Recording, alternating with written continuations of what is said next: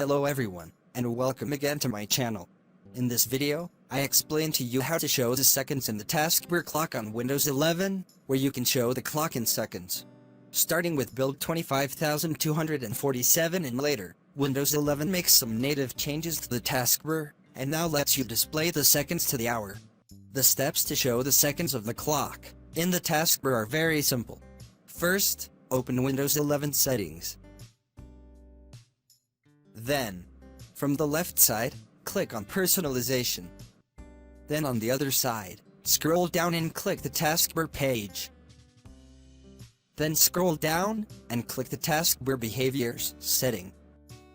Then, check the Show Seconds in System Tray Clock option. To enable the feature, the seconds in the system clock will immediately be displayed on the Taskbar.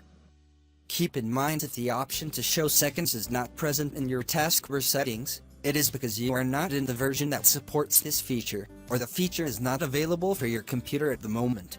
I hope the video is useful to you, and thank you for watching. And I also hope you subscribe to my channel. Thank you all.